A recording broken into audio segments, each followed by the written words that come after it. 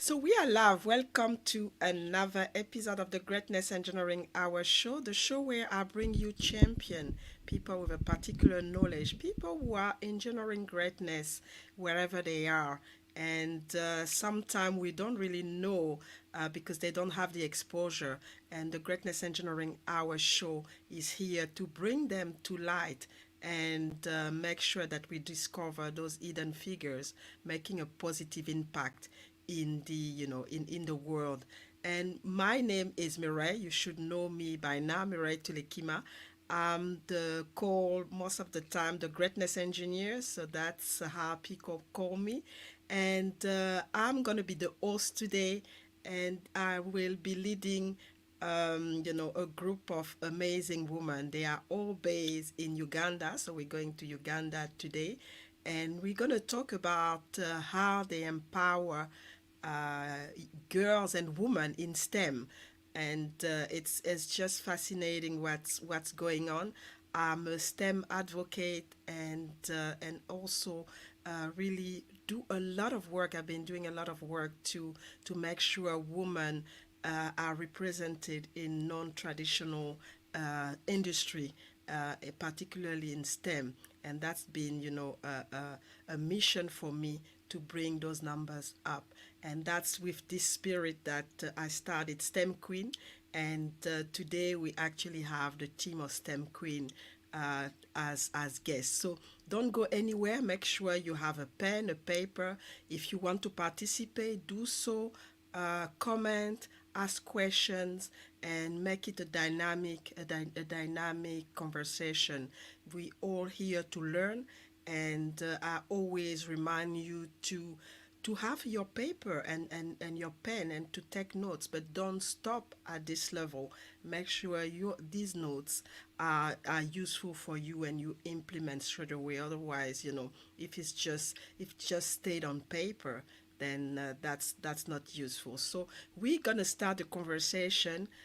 Make sure you're ready and you get to meet those fantastic queens, like we call them, and have an amazing conversation with them. So we're coming.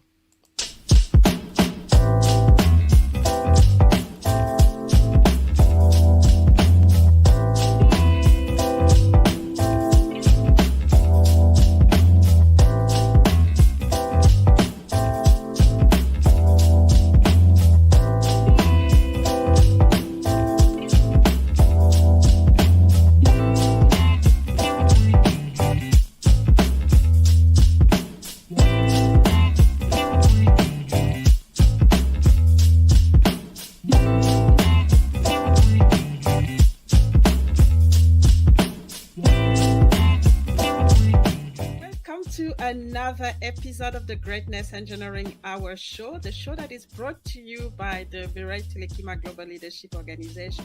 Like now? Is it all right? Okay. Let's get started right into it. And that is the power of labels, right? On memories, but as I got older, I started to be more aware of some of the abusive sides of.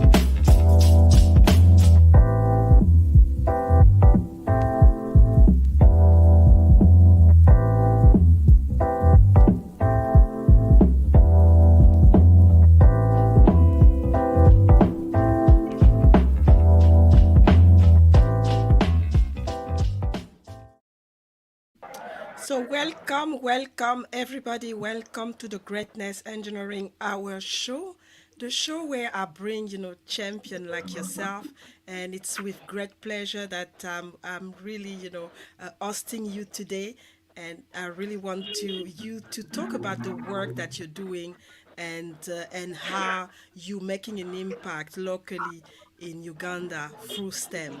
So we before we start the conversation, just want to you to introduce yourself, let us know who you are and what's important to know about you, and then we will delve into the conversation. And I'm gonna start with Fiona. Fiona, welcome and let us know who you are. Okay, thank you so much, Muriel, for having us. Yes. My name is Fiona Eyotaru. Yeah, as you said, we're part of the STEM Queens from Uganda. Professionally, I'm a medical doctor. I work in research as a clinical researcher with an organization called Infectious Diseases Institute here in Kampala. I also work as a telehealth medical doctor with an organization called Rocket Health, also here in Kampala. And apart from that, I do a lot of work for women empowerment, work for mentorship, because this is something that I'm really passionate about. And I've been with STEM Queens for over 3 years now, since we started in 2018. Yeah, and I'm very, very happy to be on the show today. Thank you.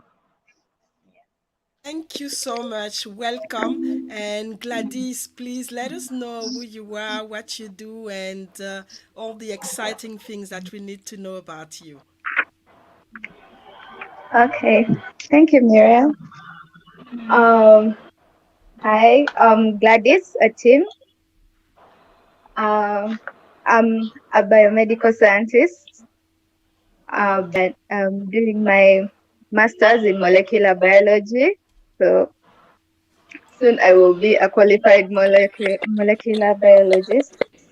I work in influenza research for the Makerere University Walter Reed project. Uh, yeah, that is basically what I do professionally. During Thank you. my free time, I'm involved in a youth ministry, basically just mentoring teens and working with them through their life Mhm. until they go to university. I have been with STEM Queens since its inception in 2018, and it's been a great time working towards our vision of empowering women and encouraging more women to join STEM and STEM fields, and just being a community for those who are already in the field. So, yeah, that is me. Thank you so much, Gladys. Felice, yes. Uh, what's exciting about you? What are you doing? Yes, thank you, Muriel. My name is Tom Hendo Phyllis. I am a medical radiographer by profession. I am also currently pursuing a master's degree in public health. I am a director and co-founder at MScan Uganda, where we develop low-cost mobile ultrasound devices to curb maternal mortality in low-resource settings. My passion is in maternal health and STEM in general, and I've been with STEM Queens since 2018 when it started, and I'm glad to be here. Thank you. Thank you for coming and thank you for let us know who you are. Charlotte, finally here. Charlotte, welcome. Yes, thank Welcome you. to the Greatness Engineering Hour show. And like the STEM queen, the other STEM queens, just want to know who you are and what you do and any exciting things that we you feel like the audience should know about. Okay, my name is Charlotte Nyangoma. I'm an architect by training, and I've been working on community projects, and there is one in specific that we've been working on in Katanga since we're still at university, that is focused on urban agriculture and housing. So you find that the question of food shortage in urban areas is really answered, and these are concerns that even scientists and architects have to address. So it's an exciting thing. It's very exciting to be a part of the STEM Queens, because we get to share ideas, get to share feedback, and grow each other in the various fields that we are in. I'm very excited to be here, and I really can't wait for us to really engage in the conversation. Yes, I'm really excited as well because as you know, it started about 3 years ago, and we really need to push this movement through not only in Uganda but all over Africa, and here starting the process as well in Australia. But I really want to know because as you know, I mean the number of women in STEM is not where it should be. We're still trying to attract women, and the one that are entering the industry are sometime leaving. So what I really want to know is what really motivated you to pursue a career in STEM. Anything particular? So what was really the stimulus, or what really push you to go toward STEM? Gladys, let us know, uh, what really, attract you to STEM. Um, for me, it was my granddad. He was a clinician, and it was uh, it was as if there was no option. We had to we had to be. We're supposed to be doctors, and like in most African homes, that is the advice you get. You have, it's either doctor, lawyer, engineer, something like that. So for us, it was doctors. But later on, as I started to study and all, I realized that I was more interested in being in the background, in the science of it all, to sit somewhere and um, not just do day-to-day work, but do something that leaves a lasting impression. So when I realized that the people who are behind the actual science, the research, and all that, the innovation are behind the lines, I realized that I needed uh, to get into the sciences. So that's how I ended up doing biomedical sciences. When I did that, it was just starting out here, and it was quite I should say scary to get into a field where not very many people have been. We were, I think, the third year going in, but that was it was a big step in getting me to that point of you can do this, and you can be the first. It's okay. And so that is Yeah. that's my STEM journey really. And now I'm getting to where I want to be. I'm seeing the things happening. I'm seeing myself in a position where I may actually be able to do something great. I could discover something. I could uh, create something new, and it's no longer a dream that is like far ahead in the future. It's something that looks like it's very close, and I can do this. So I'm excited about that.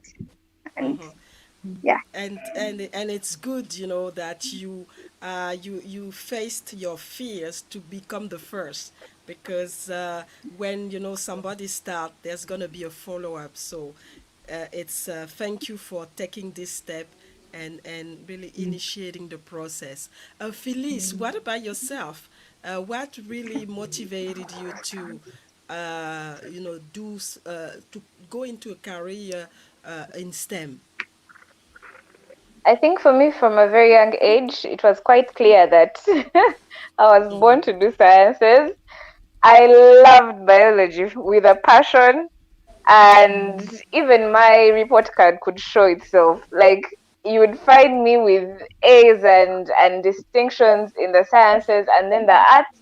Well, I won't report myself, but I wasn't doing so well in the arts. Yeah, so for me, from a very young age, because I loved STEM so much, and because I was actually doing really well in the STEM subjects, it was really a no-brainer for me. And what helped is that I had a support system and so many people to encourage me and tell me, hey, you can actually do this.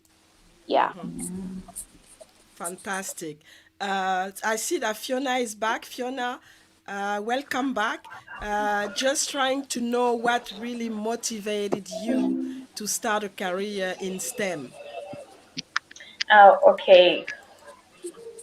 For me, my journey in STEM started when I was a lot younger, if I can say. my mom was in medicine. My mom is nurse. She's a nurse. So growing up with her, it was more of work experience. So she would take me for like night shifts with her because maybe there will be no one to look after me in the night. So you go and you. I used to watch what she did, and I always grew up knowing that this is something that I wanted to do. And then throughout my training, just because I was, I mean, the throughout school, the science subjects, I really didn't have much trouble with them. So it was more, I want to do this. I think I have the potential to do this. Why don't you just go ahead and have it done? And that is how I ended up in medicine. Yeah. Okay, all right. That's so really is following on the footstep of your family. Charlotte, what about you? What was the what actually pushed you? What motivated you to start a career in architecture?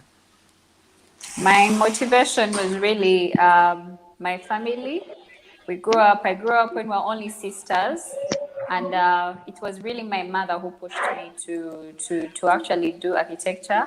I loved art, I loved mathematics, but the way she really trained us was in a way that she kept on telling us you can do something better than boys, you can compete with boys. So when I was in school, I was not afraid to do subjects that was thought to be hard or thought to be more for boys to excel more in them. So I find even in the architecture class there were fewer ladies, but I was not I didn't feel like I was incompetent. I always felt like I can do better than them. So my mother had a really strong uh, point in really encouraging me to push forward. So I mean, one thing you all have your own career, and STEM Queen started 3 years ago. So how did you actually end up in STEM Queens, and what is your role? What are you doing as part of STEM Queen, and really what's driving you to do STEM Queen to be in STEM Queens, because it's always very hard to start something, but you were there from the beginning. So what was the motivation again to be in STEM Queen? I'll start with Gladys. Gladys, what was your motivation to be part of the STEM Queen project? Um, I think it was Phyllis who called me and asked me if I wanted to be a part of this project, and she pitched it, and it was like a dream come true. And I don't think I even asked twice, or it was just she said, "Hey, would you like to be a part of this?" And I was like, "Yes, definitely," because we see that as a woman who is in a STEM field, you see the issues around. You see the friends who you graduated with slowly slip out of the the field and do other things, not because they want to, not because they don't have a passion, but because the environment is not suitable. You see so many high school kids opt out of the science subject because of, I think, fear. Mostly they're being told you can't do this, or even if you do this you'll still end up not practicing. Like, for example, engineers, they'll tell you, have you ever seen a woman climbing the building or the pole? You're just going to waste your 4 years, things like that. So I thought, if I can do anything to change that, even if it's just for one girl out there or for one woman, that's that's enough. So that was my motivation, and I'm glad I'm here. It's been three Thank you. years We are down the also road. glad. We're also glad to have you. It's just Yeah. tremendous, and I'm part of the people who know that you need to see it before you believe it. So it's important that people like you come, in the front row, so that the young generation or other women see that it's possible, and then because they can see it, they can be it. So, what about you, Fiona? What actually motivated you to be part of the STEM Queen, Yeah. project? Okay. Muriel, for me, it was more of a process, if I can say. Growing up, let me say, through secondary school, you will hear conversations about women empowerment, the gender gap, but you don't pay attention to it because in high school, it's let me say, 80 to 100 students in a class. The boys are there, the girls are there.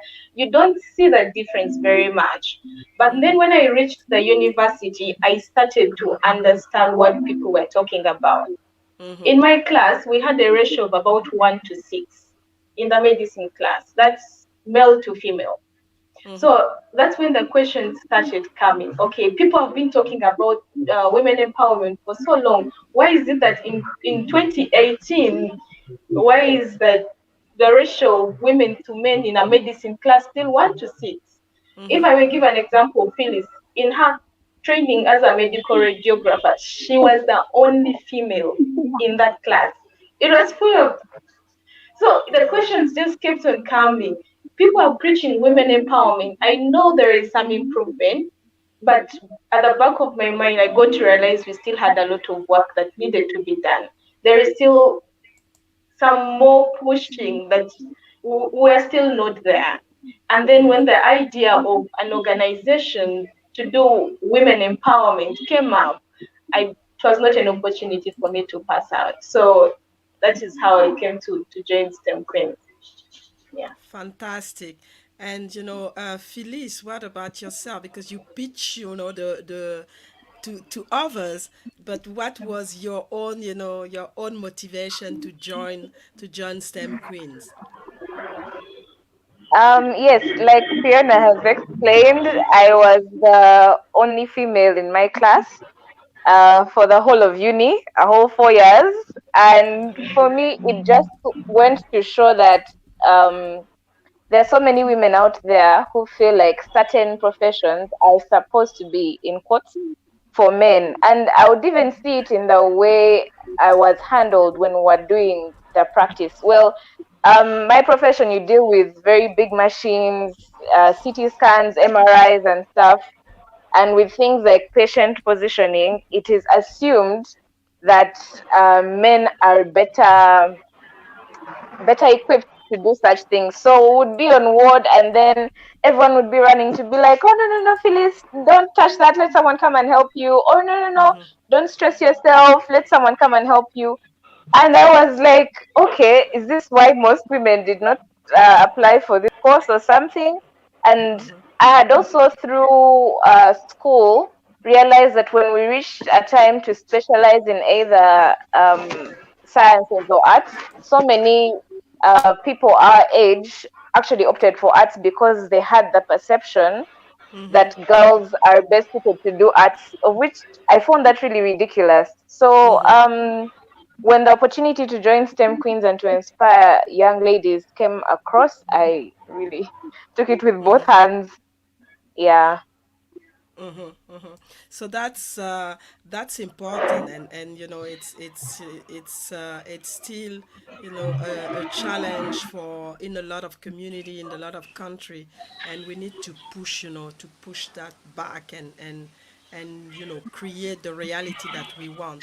Charlotte, what about you? What really motivated you to join the STEM Queen program? Yes, like I said, Okay, I because of joined my the STEM Queens experience. program because Go ahead, Charlotte. Phyllis. Okay. No, that's fine. Okay. I personally believe that the strongest impact in the world and the strongest impact in people is done by women. So it's my desire that I even get to encounter more architects that are actually female, because we get to understand more even how our home operates, how because I believe women make better architects, but you find that there are more men in the field than women. So I desire that every Oh, okay, she's back. Uh, we lost Charlotte at some point, so she's gonna come back and continue. Um, Hi, Charlotte, you're back. I think there is a bit of a network connection, but Yeah, you're sorry back about you're that. back But on I screen. Yeah. think in brief, that's really it, that there is so much power vested in women, and it's yes. Is it clear now? It's clear. Yeah, we can hear you.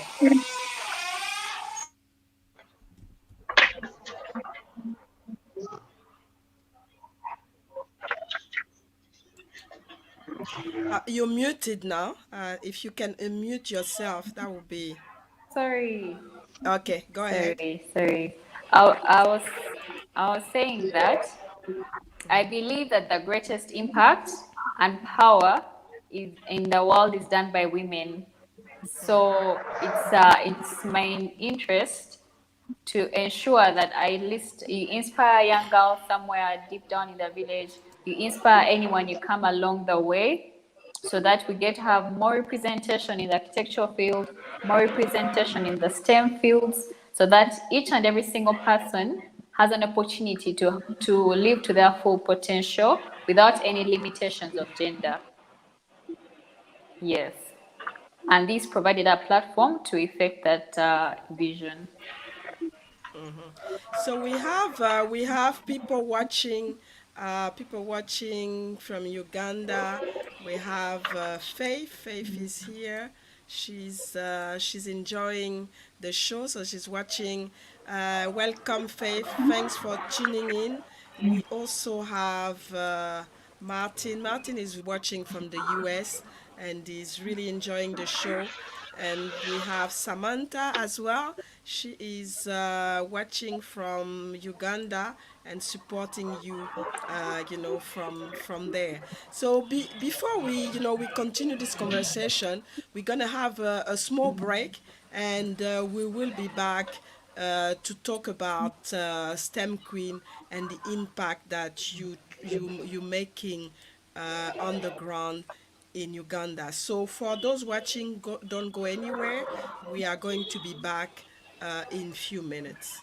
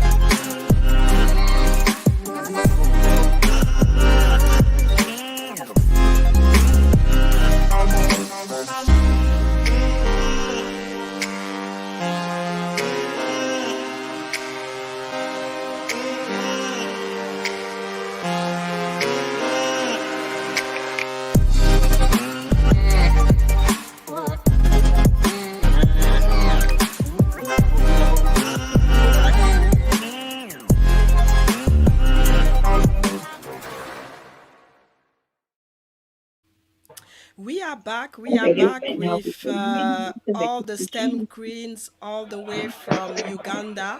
And the topic of today is about empowering, how they empowering women and girls through STEM. And I have a question. And my question is, what are the challenges that you have? Because it's one thing to really have the passion and really pushing, but what are the challenges that you have to implement all the program or activities that you do through STEM Queen? What do you think is the key problem? I Fiona, what do you think is really challenging for this program that we're pushing? Okay. So I would say, as I'm going to just say this as a country, let me say for Uganda in particular, because at least this is what we can evidently support as of right now. Um, First of all, the stereotype, the mindset of people in general in the country with regards to women participation in STEM is still undoubtedly very, I won't say very negative, it's getting better, but it is still, it's still not where we want it to be. Okay. So you are fine, and for any program that you're implementing, it doesn't matter what it is. If you're starting your impact or change from mindset, then you're going to have a bigger challenge trying to do whatever you are trying to do. Because you're telling this lady or this young girl, you see, you have the potential to do this. You're showing her, you can be an architect, you can be a pilot, you can be a doctor, but this, not all of them have the opportunities, like all the ladies who have talked about with the support. So they have from the basic, the mom, the dad, they're telling them, you know what, for you, you reach 16, you're supposed to get married and you're supposed to get a spouse.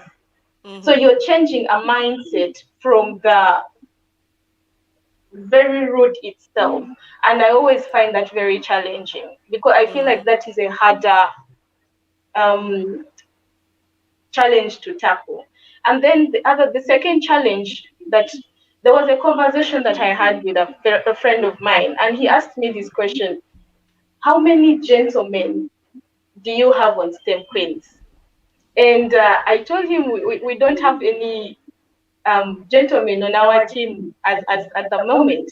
And then he goes like, you're going to find it very challenging for whatever you're trying to implement or the impact you're trying to make.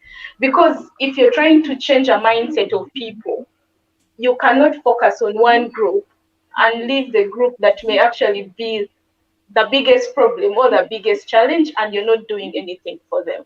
So it really goes back to mindset. So the gentlemen who are trying to work with to do this gender equality or close the gender gap are not being informed, or they are not getting the same information. And then the girls are also raised with a very, very bad mindset that has to be changed from the core. So the stereotype, the mindset of the bigger percentage of the community is still lacking. I think that has really been, in my opinion, the biggest challenge when it comes to implementation of STEM empowerment in our communities. Yeah. And you're right, because we can't do it alone as women. It has to, we have to create a platform or an environment where, we will also get to change the mindset of men, because that's part of the process. And the gentleman is actually right. We start with what we have, so as women, but at some point we need to involve men as well, because the change of mindset is also important on their side, so that we can all work together and have the right mindset to get, everybody find, its place in all of this.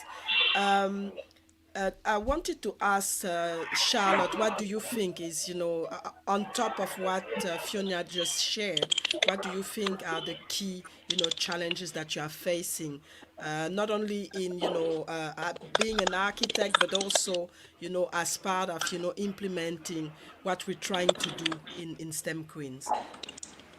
So part of the challenges that we face, and Fiona has really highlighted the critical issue, which is the history of the culture and also the attitude problem.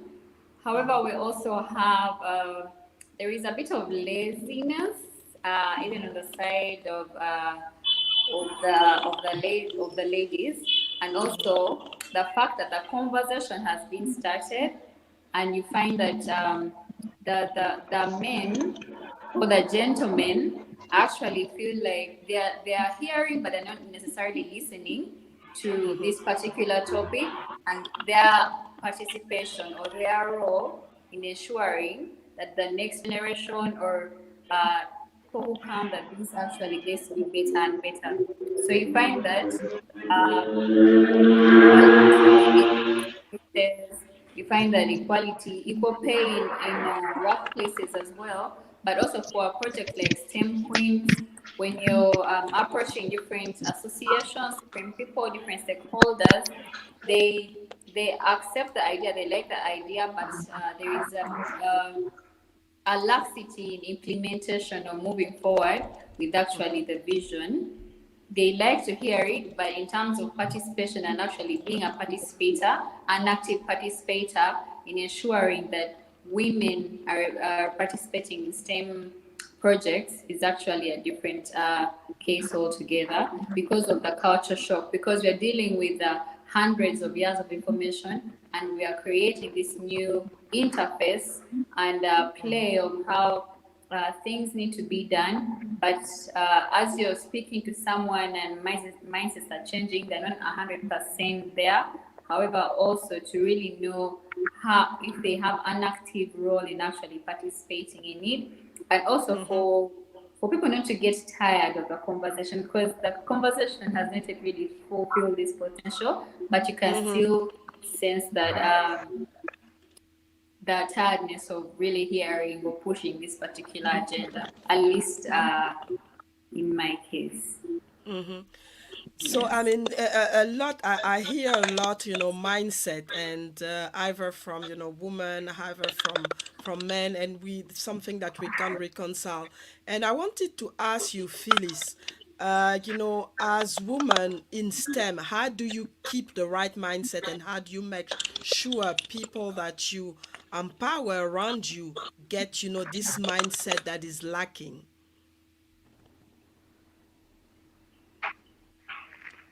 Um, Personally, I'd like to point out very harsh criticism from the community.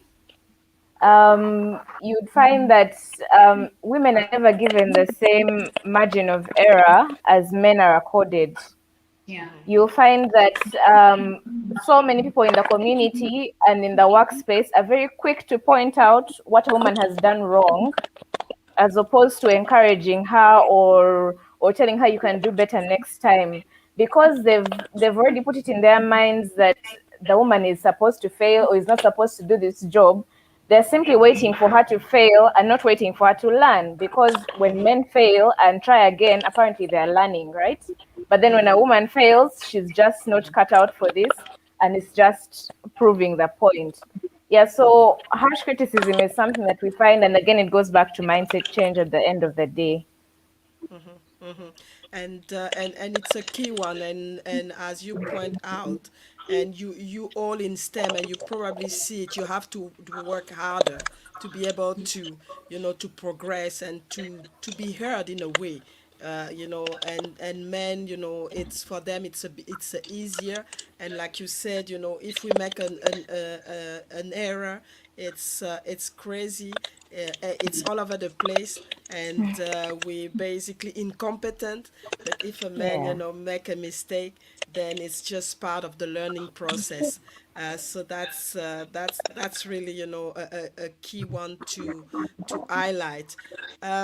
Just wanted to ask you, Gladys, the same question is that, being in STEM with all those challenges, how do you keep the right mindset, and how do you make sure people around you, and especially, outside in the community, also get, the right mindset to embrace, whatever you're representing as a woman in STEM? I tell them that is my strategy. You have to keep telling people. People are not going to suddenly go out and find out this information on their own. You have to tell them.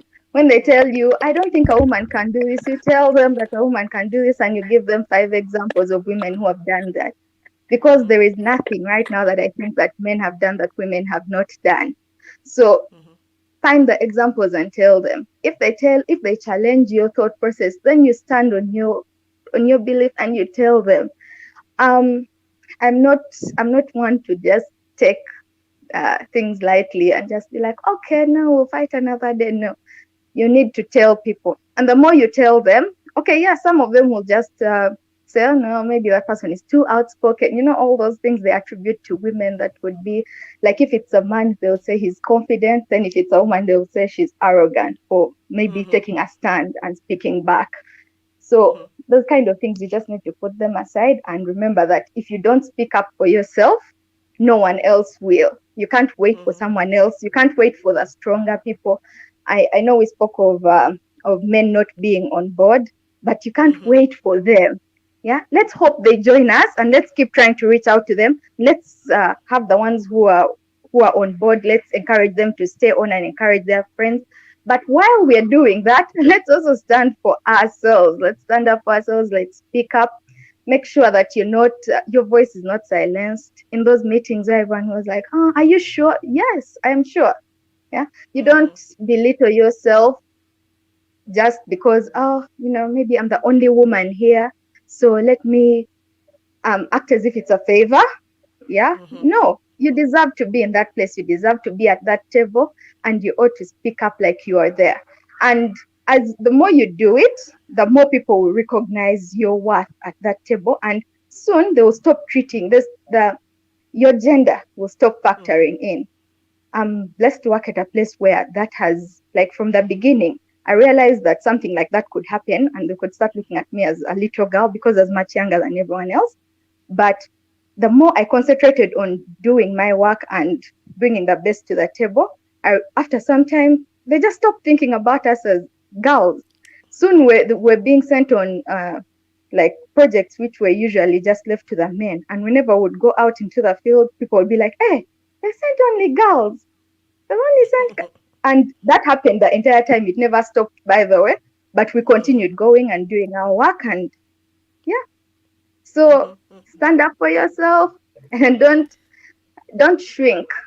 Yeah. Like there's something I read that said, be big, other people will make space for you. Yeah. And So I like that is that. my strategy. Stand up for yourself, and don't Yeah. shrink, because we see that. We see a lot of women shrinking, and not because they're not capable, but because they don't believe in themselves. So they have to, Yeah. and that's where the mindset is very important. Start to believe in yourself, stand up for yourself, don't stay quiet, voice, use your voice, and show, that you are there because you should be there. You have the qualification, and there's no need for you to shrink.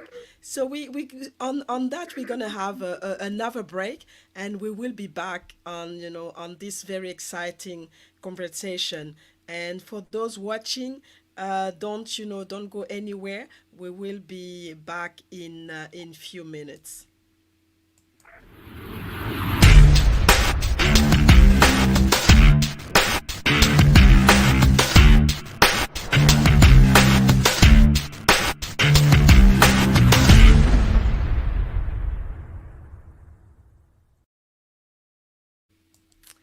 So that was a short one. We are back. We are back with the STEM queens, all the way from Uganda, and we are learning a lot from them. The topic is empowering women and girls through STEM. They've been doing some tremendous work, through STEM queens.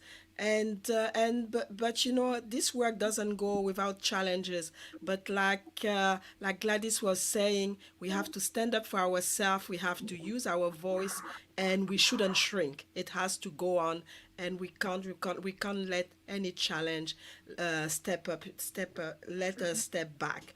So just want to know, obviously you talked about who inspired you to get into STEM, but do you have any role model that you follow, or are you your own role model? Um, Fiona, do you have any role model? I definitely have women that I particularly look up to. And most times it's because of most of them are doctors because of just the exceptional work they have been able to done in their field. Mention but a few, particularly there is a professor by the names of Professor Pauline Yachika.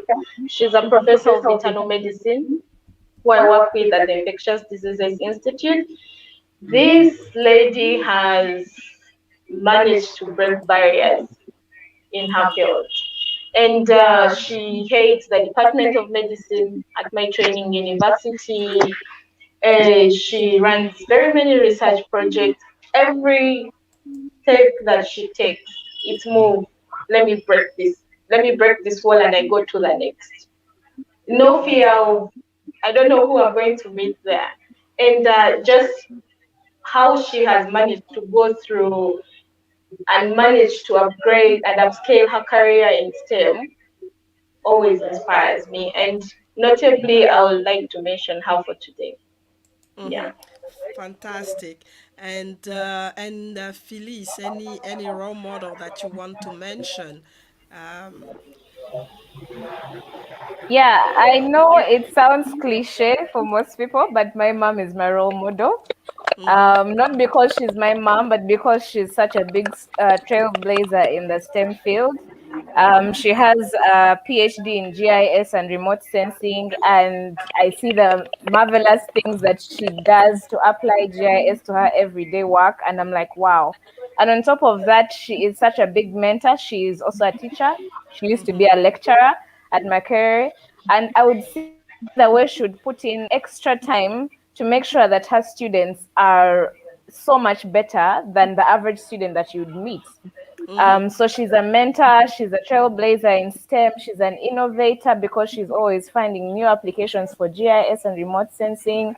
A single mother, a phenomenal woman that basically did it all. And she breaks the stereotype that you cannot be a mother, a single mother at that. You cannot be a mother and then pursue such big education dreams. Because by the time she did her PhD, she had 3 kids and she did perfectly well. Yeah. Wow, that's a great role model to have on a day-to-day basis. And like you said, it's not just because it's your mom, but it looks like she's been doing some amazing thing. So Charlotte, what about you? Any role model that you have that keep helping you when, especially when you're down in in this very STEM and male-dominated environment? Yes. One of the great women that I really look up to in the architecture field is the late Zaha Hadid. I think, yeah, she's a very notable woman. She really expressed herself in such a male-dominated world. Her buildings, her designs still stand, even when she passed on, and she still has these so many people she has taught and mentored, and really her ability to stand out, because if the representation is still as it is now, imagine how it was 10, 20 years ago. But she was able to express herself. Even her designs are so different. She is excellent in her engineering skills, her art design. So really, for me, it's that whole knowledge. Yeah. Fantastic, and that's what I like. It's those hidden figures that we don't hear about, and yet they're doing some amazing things wherever they are, and we need to talk about them. We need to put their name out there and recognize the great impact that they're creating. What about you, Gladys? Any role model that you want to mention, that you follow, or that you look up to? Well, for me, it would be the first female anything, the first woman to do anything. For me, that is because it's so amazing how much work it takes to be the first of anything and to be recognized for it.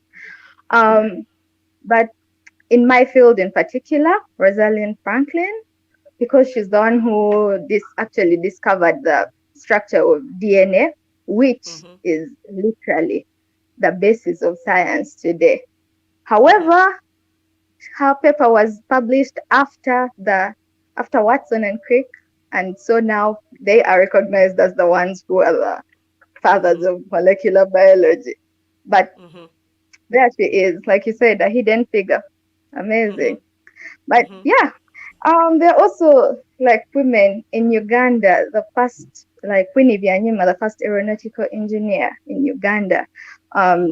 Noreen Kalebu, she was the first person to like create an organization that supports AIDS victims, and that was in the height of stigmatization in the 80s. And like Josephine Namboze, she was the first medical doctor to join Makerere University. So to me, those are the women to look up to. If they are, I can imagine how much they went through to be the first. And to me, that is really encouraging. And it's always a challenge, people don't understand. It's always a challenge to be the first, because you take all the, all the rock, all the rock that and you have to stay strong to be able to show that, you're not afraid, and then you can fight and you can push forward. And that's a great way to recognize them. But as part of STEM Queen, what do you think STEM Queen will how do you think STEM Queen is gonna impact the environment or the mindset of people, as for as you see it, as you see what's happening on in Uganda? How do you think STEM Queen will be able to help, and push, the agenda of getting more women, getting more girls to get in STEM, and making them realize that, they have their place in STEM. So, Fiona, what do you think? So if I'm to take in Jed, the aim of, obviously, as STEM queens, we are not aiming small. The idea is to have the biggest impact we can have out there. We're focusing on how to reduce poverty levels among women, or in general, how to increase the to minimize the gender equality gap. But I think for us, the main difference will be how we're going to go about this. So, us as STEM queens, it is in the small impacts that we'll make in the community. How are we going to help this young girl in a primary school, in a village, be able to understand that they can be able to do this? So, the idea is a slight mind change, a little push. In the end, the focus is to be able to do the big.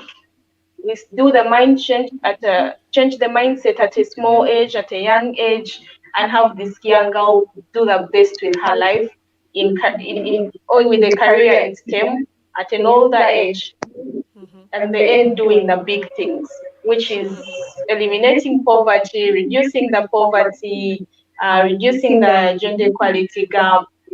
Yeah, doing the small to achieve the big. Exactly. So do having the baby step first, but with a big vision still, and really start at a very young age. And I agree with you. It has to start at a very young age so that it becomes natural for when those girls are now grown up to talk about STEM and to be in STEM. And that's really what we're trying to achieve here. Phyllis, what is your what are your thoughts on that?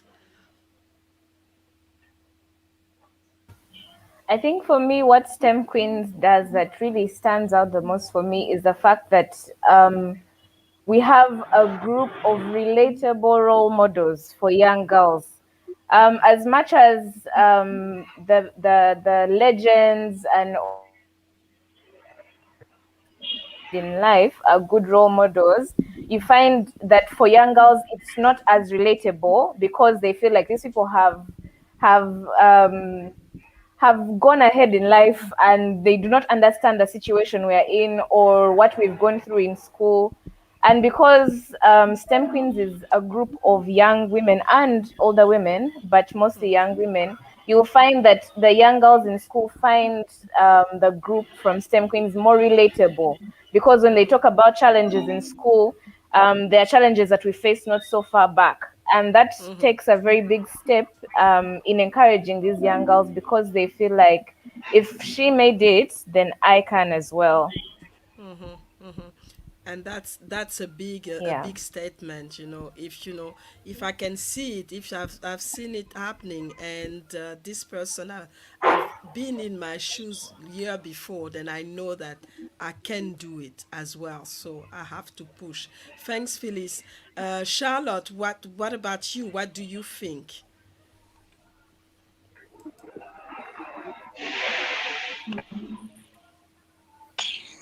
So we had conversations about, firstly, to impact through the secondary schools and the STEM courses at the university level. Then we had a conversation about representation in, say, politics, so we can be able to influence policy making, even in terms of education and syllabuses. So we influence the policies, and we're able to really even influence at that particular level. We also thought about media representation, where we can be able to really reach out to as many more girls, as many more men, or a wider audience, as we continue to do the school outreaches and the school and at the different levels. So those were our plans currently, and we know have a bigger impact. But we get into, of course, we thought about the education system in Uganda, and also to really use media as a tool to influence the attitudes, to start to change the mindset of what women representation in STEM actually is. And that's key, it's changing those mindset that have been, there for years. We know how uncomfortable it can make people, and people, they don't like to get uncomfortable, but we really have to push to change his mindset and create, opportunities for women to get, in STEM. Gladys, what about yourself? What is your point of view on all of this? I think that our main not main focus, but one of the places we could really look at is the education system, and like they said about the mindsets, because you realize that we have everything in place to actually have women on board. And in the higher institutes, like for example in the university, it's very easy for women to get in and continue. But most people in Uganda don't go to university. They get their higher education through tertiary institutes, and you find that it's very gendered. For example, a mechanical or metalworks and stuff like that tertiary institute would probably be like only a boys' school. And then you find like maybe the one for nursing is a girls' school, and it's not open to like the men. So such things exist, and we don't like, there is no reason why they exist, but they just do. So by talking to the people in the right places, we can actually get them to open up in small pockets. Say, hey, could you start a project, like a pilot project with a number of girls here, and see how it goes. And if they do well, then you can expand. So, like Fiona said, it's about taking those baby steps to working towards, the bigger goals, which are what Charlotte talked about: policies, policy making, being in the big rooms and all that. But for now, starting just that, those steps. And if we get the funding that we need to provide, for example, scholarships, yeah, then we'll be able to get into those places to say, hey, this is an exceptional person. Could they join in here to do this course? And that could open up. It could be the one thing that is needed to open up that institution to all the rest of the other women as a stepping stone. So those are the ideas that we have. There are very many women willing to work on this, brilliant, capable, We just need the support, and we will do amazing things. Mm-hmm. And I'm convinced of that. You know, there's room to do amazing things, starting with the baby step, but you know, a big vision and commitment, and you know, the passion of people like yourself to push this process. So we're gonna have our final break, and we'll be back to conclude on the show. An amazing show, lots of insight, and you know, passion from the guest, and it's amazing to see that. So don't go anywhere. We'll be back in a few minutes. Headlines about the coronavirus seem to change every day. But there are things that we do know. Information about what it is and how you can protect yourself. Coronavirus looks like this under a microscope.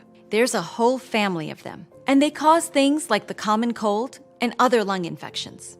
The strain of coronavirus that's making news causes the COVID-19 infection. Researchers think it first passed from an animal to a person, but now it's spreading from person to person. And part of the worry is how it spreads easily compared to other viruses. It can cause mild to severe flu-like symptoms.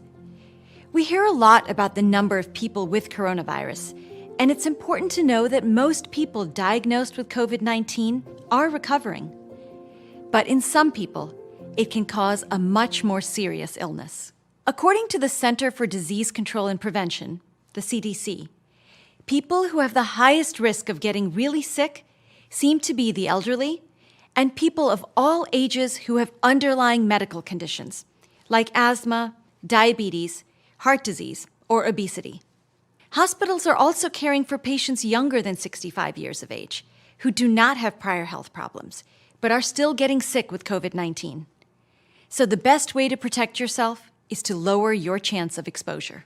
The main way the virus spreads is when people cough, sneeze, or talk. It can also remain in the air for several hours.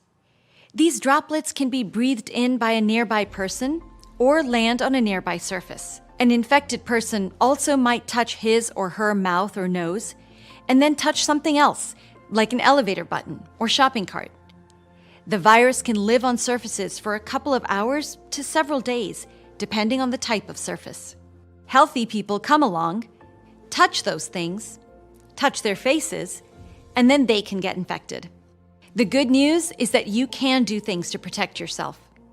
The CDC has many tips that can help prevent the spread of the coronavirus, and it also has a full list of underlying conditions for those at greatest risk.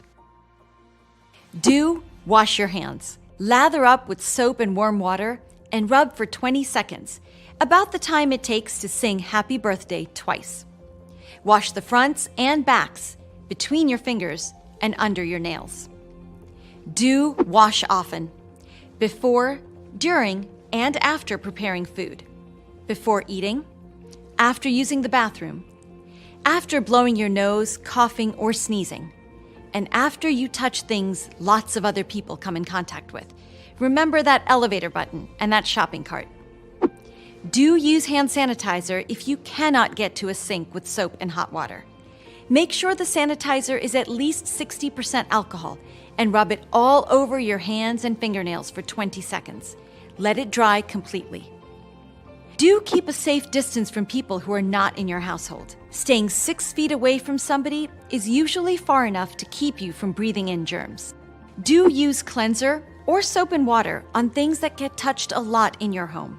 Items like electronics, doorknobs, light switches, and railings. Check the EPA website for a list of approved cleaners. You can carry wipes to clean surfaces in public areas, door handles, things shared in the office, and anything else lots of people touch. Do wear a cloth mask when going in public. Use it for people over the age of 2. And check the CDC website for guidelines on how to make and safely use a mask. Don't use a surgical mask or an N95. These are in short supply, and healthcare workers need these. And don't put a mask on someone who is asleep or unconscious, or anyone who can't remove the mask themselves if they have trouble breathing. Don't touch your face, especially your mouth and nose. Don't cough or sneeze into your bare hands.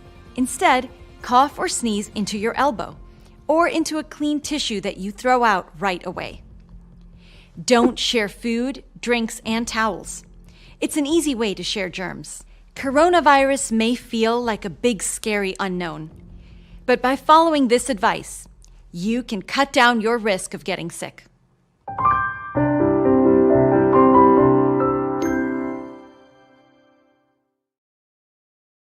So we are back. We are back with the STEM queens all the way from Uganda.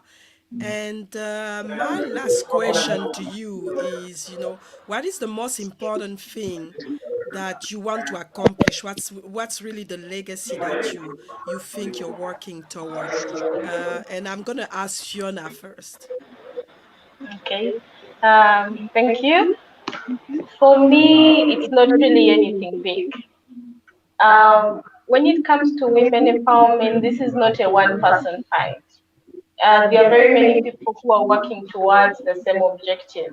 And for me, just having been part of a group or part of an organization that fought that fight or worked towards the goal of women empowerment or women representation in STEM, that is enough for me as a legacy. Just being part of it. Yeah. Just being part of the movement, and it's really, it's an important legacy to leave. Gladys, what about you? Um, well, I think I'm of the same mindset.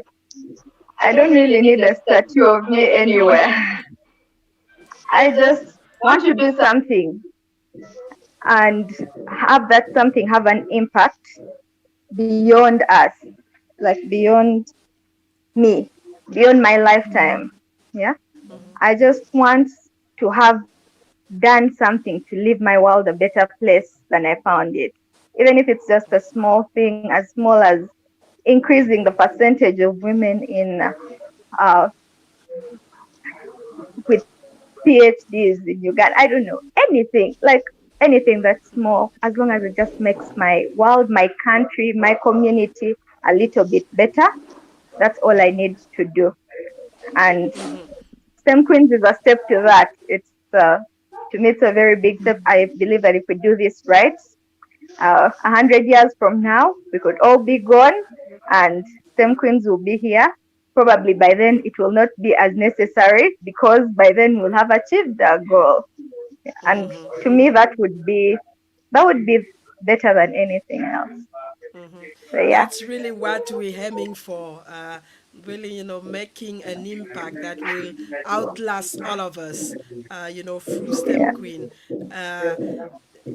Fiona, you've done, Phyllis. What is, the most important thing and the legacy that you want to leave?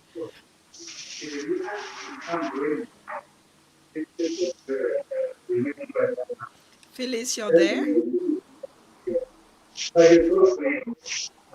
Okay, look like Phyllis is frozen. Oh, okay, she's. So Phyllis, I was asking, what is the most important thing that you want to do, and what is, the impact that you want to leave, in the world. For me, like I said before, I'm very passionate about maternal health, so I would definitely love to leave a mark on the world in terms of maternal health. I might differ a bit from Gladys and Fiona's mindset. I think on my end, it's a responsibility on most of our ends to do something great, to be trailblazers in STEM and in every other field, because the young people behind us are depending on us to be like, hey, I saw that girl in school, she was with me and she's doing these great things. That means I can do the same. Or this young lady had her career at a certain place or at a certain point in time, and she was from Uganda and she faced similar challenges and she's doing all these big things. So yes, for me, I want to leave a great legacy in terms of maternal health, and specifically to make maternal mortality a thing of the past. Yeah, so I would love to leave a great legacy in that area. Hmm. And it's an area that still need a lot of attention, and we don't talk a lot about it, especially in developing countries. Women are still dying while giving birth, and it's important to really focus on that. Charlotte, finally, what is the legacy and the impact that you want to have in the world? Yes, I would really love to stand out in my field, and I would really love to carry someone along at the very least to also be able to carry the same passion to see other people succeed as well, because the power is in the unity of the success of us. So we get to have so many role models, because then the world gets to have a different image of who women are, what their capabilities are, what the potential is, so that each and every single person. So we deal with things like confidence, and then even right from childhood, someone really knows that they can be great. It doesn't even matter the country they come from, just for them to really know, even at 5 years old, that they are role models, that they have a great responsibility. And then the role of women empowerment is not really just for women, but to know that it's everyone's responsibility to ensure that women are empowered, because there is so much power in women. And the greatest impact, as I said earlier, the greatest impact is in the world is really being done by us. So really that is it for me. That's very powerful because the unity is important. The unity is important, and capitalizing on the power of women. Women have a lot of power, and we've seen it. We the statistics are showing that when women are involved, things are getting better, especially in companies, in organization, in communities. So we really want to multiply that and get to create a better world for everybody, not just by empowering women. We're actually creating a better world for everybody, and that's really what it's all about. So thank you so much to all of you for this fantastic conversation, and for really coming out and telling us what you think, and sharing with us your experience as a STEM woman in STEM. That's been amazing. And just want to, before we leave, ask you how people can connect with you, especially if they want to not only know more about you, but also continue this conversation, because like you said, it's everybody issue to be present and be part of the empowerment that we doing in STEM, and you are doing in STEM Queen. It doesn't stop with you. It's actually start with you, and the rest should be following. So how do people connect with you, Gladys? Um, Before myself, STEM Queens has official pages. We have a website, stemqueensuganda.com, and then we are on every social media platform as STEM Queens UG. So if anyone wants to get in touch, any ladies in STEM out there in Uganda who want to work with us, any partners, potential partners, well-wishers, cheerleaders, students who just want to be a part of this community of women empowering others, we are available. You can also send us an email directly to info.stemqueensug@gmail.com. And someone will get in touch with you. Yeah. Otherwise, for Oh, me, I'm GLADYS ATIM on LinkedIn and at GLAD on Twitter. That's how you can get fa- in touch with me. fantastic. Fiona, anything that you want to share on how people can connect with you? Okay, so with regards to social media, LinkedIn, Fiona Eyotaru. On Twitter, I can be found Fiona. My handle is at the 8 on Twitter. Mm-hmm. Yeah, and then Facebook also Fiona Eyotaru. Mm-hmm. Fantastic. Phyllis, anything that you want to share? And How do people connect with you? Yeah, on all the social media handles, Facebook, Twitter, Instagram, you can find me at Phyllis K. I Nomsha. That's Phyllis, then a full stop, then K, then another full stop, then I Nomsha. Yeah. Okay. Charlotte, finally, uh, what Okay. about you?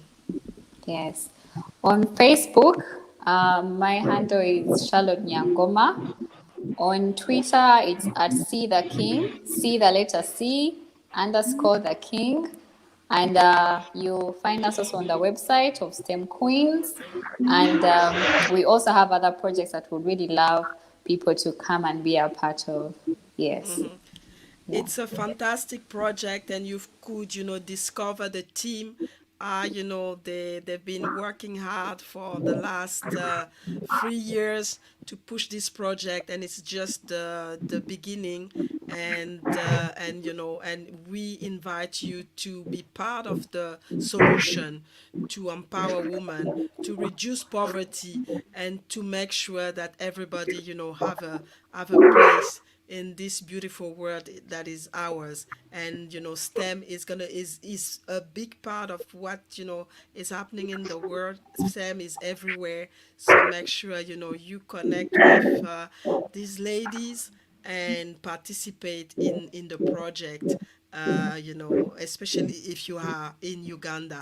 Thank you so much. It's been a great show, and I hope the audience have been able to take notes and has been, inspired by the conversation. It has been an amazing conversation, and so we continue our work to empower women through STEM, and we invite you to join us. So thank you so much. That's the end of the show. Thank you, ladies. Have a great Thank you weekend, for having us. and Thank you for having us, Muriel. thank you for all the insight and for sharing, your knowledge and your experience Thank as women you. in STEM. So I will be back for another episode of the Greatness Engineering Hour show next week, Friday. And next week, Friday, we will be going to Florida and Texas. And it's going to be, again, an interesting conversation with some very powerful and impactful women. So for now, it's bye bye and see you next week.